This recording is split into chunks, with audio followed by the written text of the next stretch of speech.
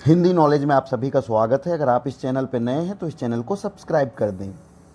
सोचिए क्या हो यदि आपको सजा के तौर पर एक ऐसे कमरे में जाना पड़े जहां ना कोई रंग हो, ना कोई आवाज, ना किसी बाहरी व्यक्ति से संपर्क, और ऐसे में आपको कई वर्षों तक रहना होगा। वाजिब सी बात है कि आपका दिमागी संतुलन हिल जाएगा। व्हाइट टॉर्चर तकनीक भी कुछ इसी प्रकार है।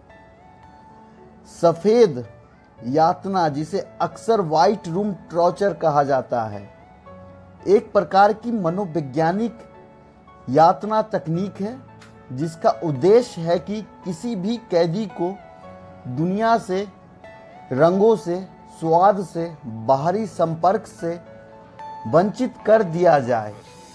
इस तहत एक कैदी को एक सेल में रखा जाता है जहां उन्हें सभी इंद्रियों और पहचान से वंचित करता है। यह विशेष रूप से ईरान में उपयोग किया जाता है। हालांकि संयुक्त राज्य अमेरिका, वेनेजुएला, आयरलैंड और यूरोप के अन्य हिस्सों में इसके उपयोग के परिणाम भी हैं। नेत्रहीन कैदी सभी रंग से वर्चित है। उनकी कोशिका पूरी तरह से सफेद है।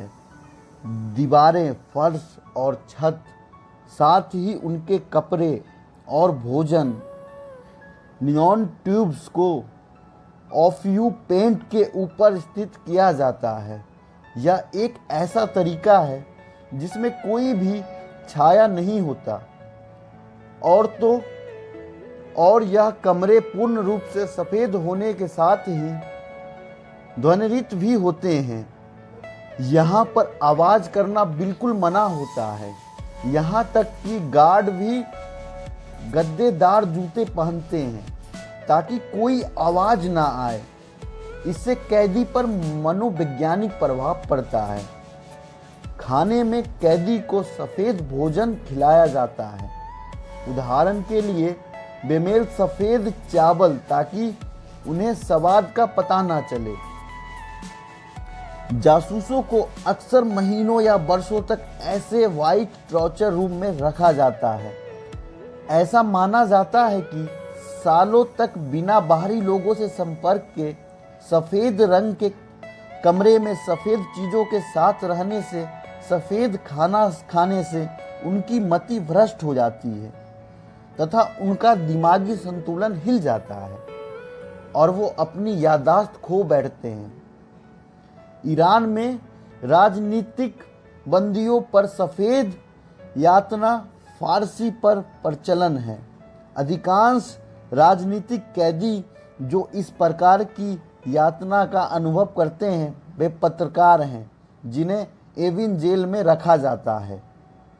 2008 में कई महीनों तक ईरानी कैदी अमीर फरवार को एविन जेल में यातनाएं दी गई।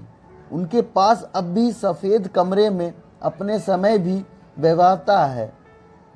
हादी गम्मी के अनुसार एविन में ऐसे यातनाएं आवश्यक रूप से ईरानी सरकार द्वारा सीधे अधिकृत नहीं है।